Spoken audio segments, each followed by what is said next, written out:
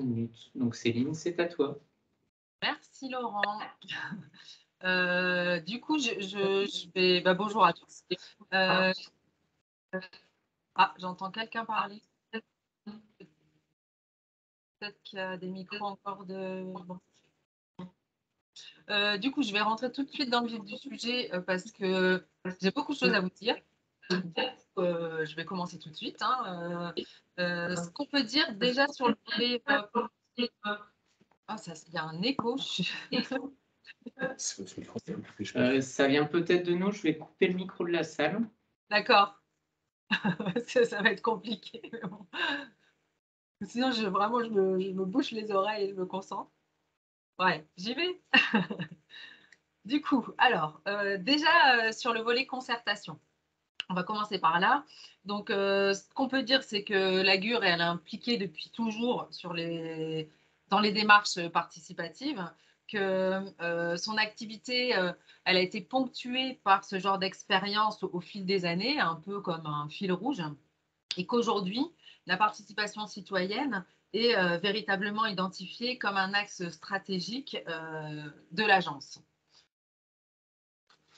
Je vais vous évoquer rapidement quelques expériences passées, comme vous pouvez voir sur l'écran, comme par exemple les ateliers populaires d'urbanisme dans les années 70 au Courgain à Grande-Synthe. Je remercie d'ailleurs Laurent Vendrome des archives qui m'a sorti un certain nombre de documents.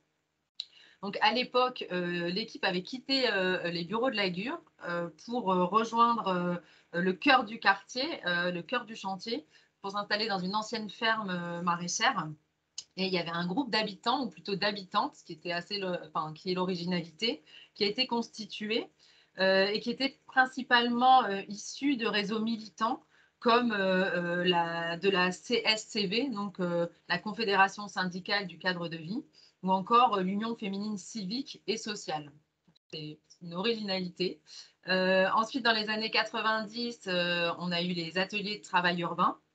À Grande-Synthe, toujours à partir de 1994 jusque 2001. Donc, c'était une démarche qui avait été impulsée par la GUR. À Saint-Paul-sur-Mer aussi, à partir de 97, sur 3 quartiers, il y avait 3 ATU, donc Plaine Bayard, Zac Jardin et Jean Barguilher.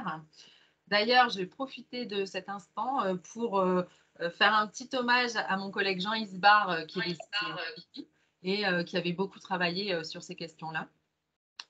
Ensuite, dans les années 2000, on a réalisé une démarche qui s'appelait Rêve d'habitants, donc qui est une démarche qui était plus à la croisée de la prospective urbaine et de l'éducation populaire et qui permettait à des habitants volontaires d'imaginer leur ville rêvée. Bon, je ne peux pas parler trop de tout ça en détail parce qu'on n'aura jamais le temps, mais après, ce qu'on peut dire aussi, c'est que depuis une dizaine d'années, on a multiplié les expériences et on a axé principalement nos interventions sur la prise en compte des habitants dans le cadre de projets d'aménagement d'espaces publics. Donc, des projets qui concernent une rue, qui concernent une place, un square ou un parc. Et c'est ce qu'on fait encore aujourd'hui. On est particulièrement impliqué dans les quartiers en NPNRU. On participe beaucoup aussi à certains fils, donc c'est des fabriques d'initiatives locales avec la ville de Dunkerque, mais aussi on intervient aux côtés d'autres communes et d'autres partenaires qui veulent mettre en place ce genre de démarche. Vous avez sous les yeux un cahier de la GUR qu'on a réalisé en 2017 sur l'implication de l'agence dans les démarches participatives, donc qui explique un peu ce qu'on fait, les outils qu'on met en œuvre. Donc vous voyez en image, on fait des diagnostics en marchant, des enquêtes, des entretiens, on dessine les envies des habitants, on les aide à formaliser un peu leurs idées, on crée des supports d'animation, et aussi des supports de restitution type livret de concertation ou encore des vidéos. Je vous ai mis là quelques photos pour illustrer la diversité des expériences menées à la fois auprès des habitants, mais aussi, comme on peut le voir sur les images, des scolaires, des parents d'élèves, des usagers de la maison de quartier ou encore des salariés qui travaillent sur le site en projet. D'ailleurs, on voit quelques vidéos à l'image des petits films qu'on a réalisés, notamment avec les scolaires, pour rendre compte des démarches, notamment à Téteghem et à Saint-Paul, en tout cas sur l'image. Là, vous avez à l'image quelques exemples de supports pédagogiques qu'on a réalisés dans le cadre de démarches participatives. Donc, pour informer les habitants, les aider à se repérer, à se projeter, à comprendre les enjeux des aménagements urbains, d'urbanisme, à connaître les contraintes aussi qui existent, à formuler leurs envies, leurs choix, et aussi à s'approprier les projets.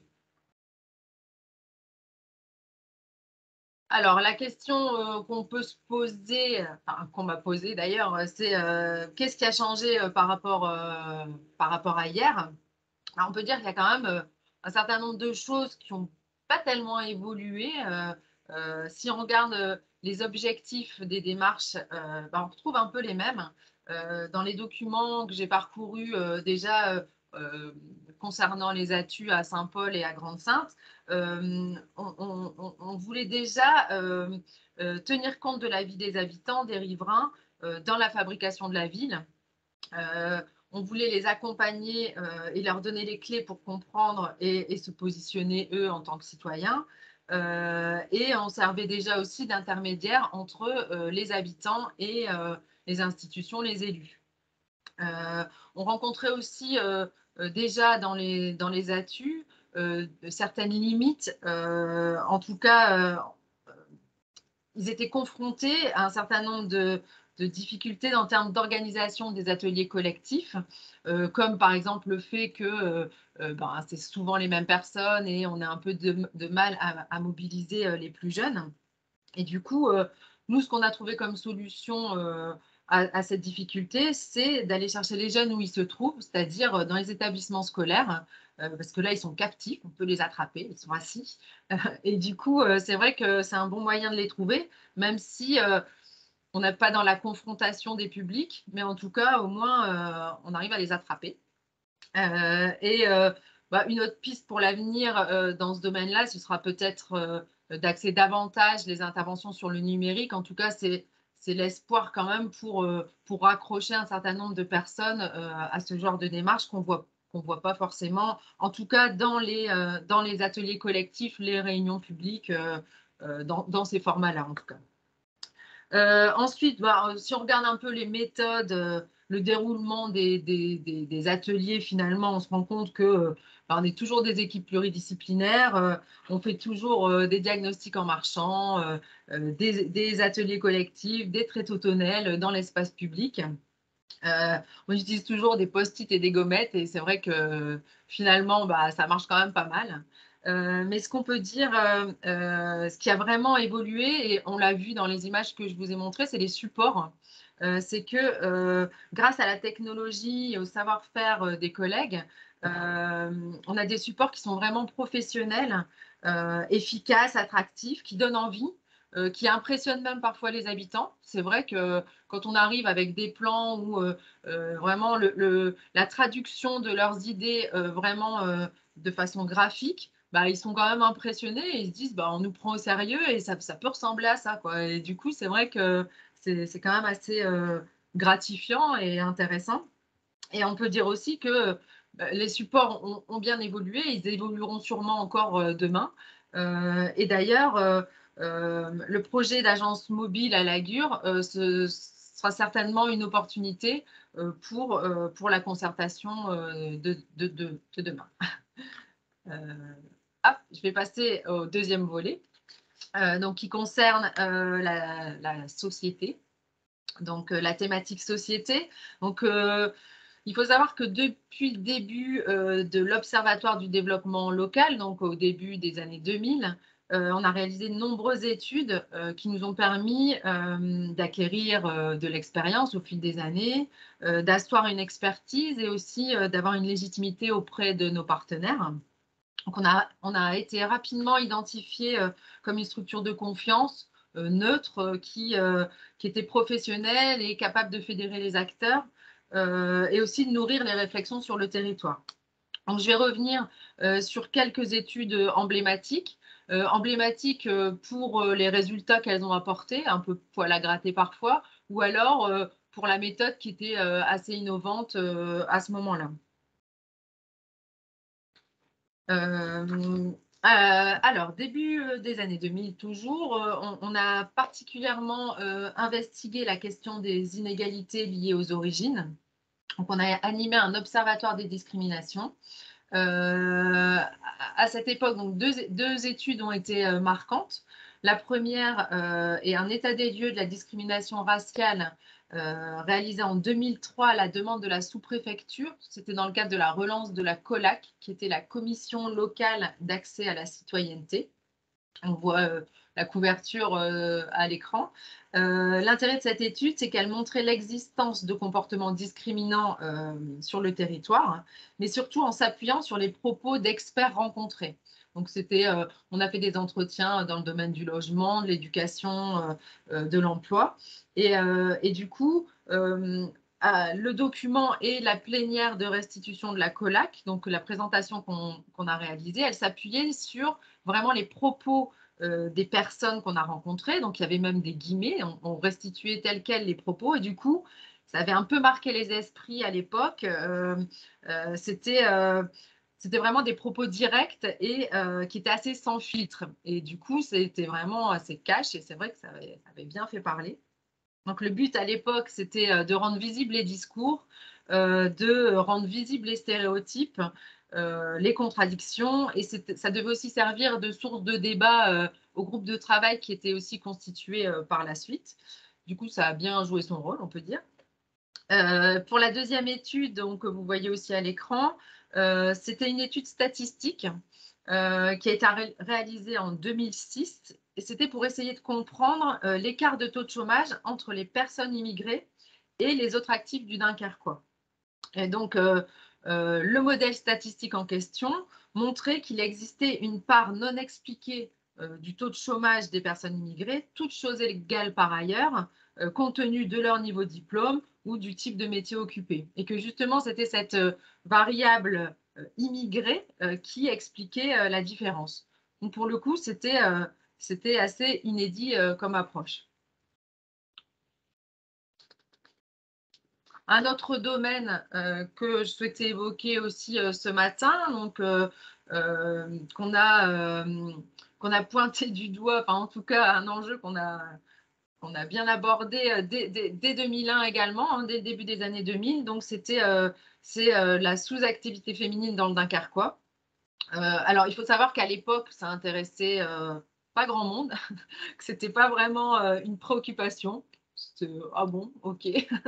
Mais en fait, les années suivantes, on a investi le sujet, on s'est accroché pour essayer de comprendre les facteurs explicatifs, les freins à l'activité des femmes. Et il n'y a plus le document? Si. Ah oui, pardon. Si, je vois bouger sur mon deuxième écran. Mais bon. Donc, on a investi ce sujet donc, pour comprendre les facteurs explicatifs. On a organisé des rendez-vous de la GUR qui faisaient intervenir des experts, des chercheurs sur le sujet. On a participé à des groupes de travail aussi dans le cadre des États généraux de l'emploi. On a rédigé des notes pour sensibiliser, informer sur l'enjeu de l'emploi féminin, sur l'impact que peut avoir la faible activité féminine sur la fragilité monétaire des ménages et sur les difficultés éventuelles de recrutement de main-d'œuvre, enfin, conséquences au départ en retraite. En tout cas, c'est un sujet qu'on a bien décortiqué tout au long de toutes ces années. Autre étude, autre thématique, toujours début des années 2000, on s'est préoccupé aussi du vieillissement de la population et on a alerté sur ce phénomène qui est particulièrement marqué dans le Dunkerquois. Donc on disait déjà dans la Flandre dunkerquoise, c'était marrant parce que j'ai repris un intitulé, on marquait le territoire est encore parmi les plus jeunes de France, mais le nombre de seniors va finir par être aussi nombreux que le nombre de jeunes. Et ben c'est chose faite aujourd'hui. Dans la zone d'emploi en 2018, On a les moins de 20 ans, ils sont plus de 69 900 et on a les plus de 60 ans qui dépassent les 70 000.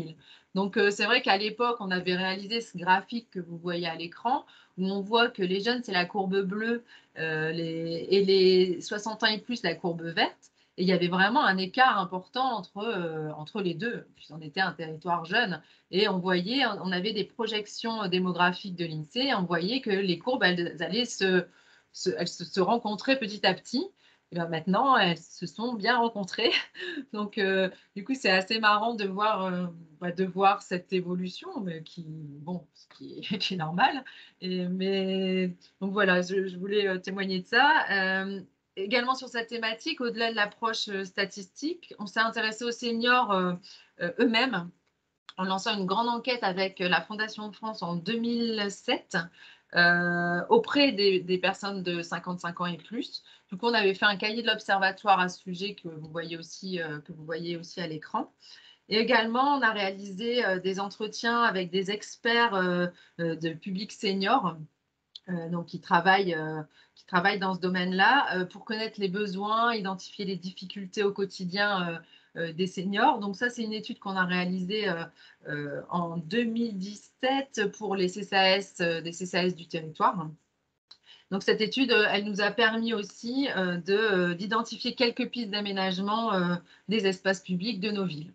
Et c'est une démarche qu'on a beaucoup relayée, qu'on a présentée dans différentes instances. Et on a eu beaucoup de discussions sur le sujet aussi avec des personnes seniors et qui nous ont témoigné un peu de leur ressenti.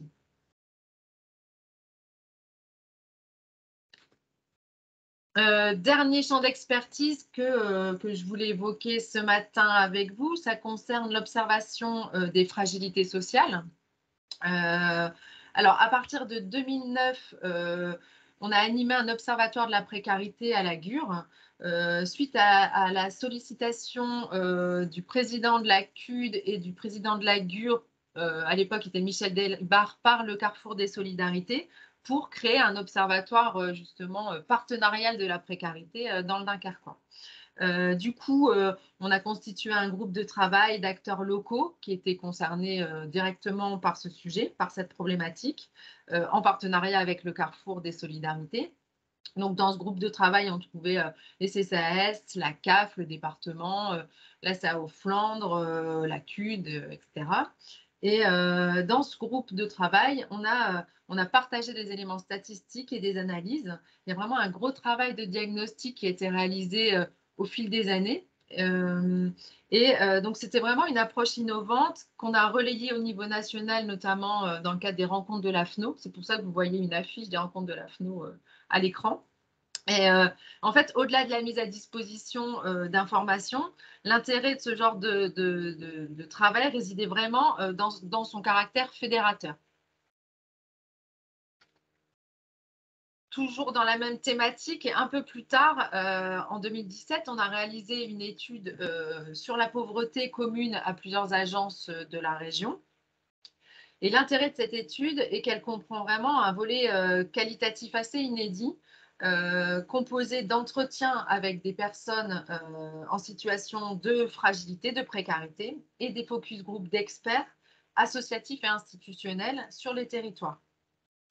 Alors, au-delà d'un simple état des lieux, il s'agissait vraiment de mieux appréhender les situations, de connaître les processus d'entrée et de maintien dans la pauvreté et aussi d'identifier les facteurs de risque. Qu'est-ce qu'on retiendra de cette étude? D'abord des entretiens, donc c'est la représentation graphique des trajectoires de vie des personnes interrogées, donc que vous voyez à l'écran, où on voit apparaître des pics et des creux qui correspondent à des ruptures et des améliorations des situations selon les événements de la vie, les accidents et les aides éventuelles. Donc c'était assez innovant comme représentation. Et également, ce qu'on retiendra des focus group, on voit un peu les photos à l'écran, c'est qu'il y a une piste d'amélioration qui avait été proposée, qui a émergé et qu'on a pris en considération qui était de mieux connaître qui fait quoi sur le territoire en termes d'action sociale pour améliorer l'accès aux droits des personnes en difficulté.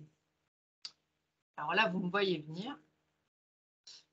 Du coup, c'est ce qu'on a essayé de faire à travers la réalisation des toiles des acteurs de l'action sanitaire et sociale. Donc, on a réalisé il y a peu, hein, en 2021. Donc, vous devez la plupart connaître ces supports. Ce sont des grands schémas colorés. Donc là, vous en avez 4 à l'écran, des grands schémas colorés qui représentent de façon synthétique les structures susceptibles d'informer, d'accompagner et d'aider les personnes en difficulté sur le territoire. Donc, dans 4 domaines, là, pour le coup, le handicap, la précarité, l'insertion professionnelle et la santé. Donc, ce sont des photographies, des états des lieux, enfin un état des lieux des acteurs locaux qui sont classés selon les besoins. Donc, c'est une approche innovante. Vous connaissez certainement les autres toiles de l'agence. La méthode est aussi intéressante puisque les toiles ont été construites à partir des échanges, des entretiens et des groupes de travail avec les professionnels des structures concernées. Voilà.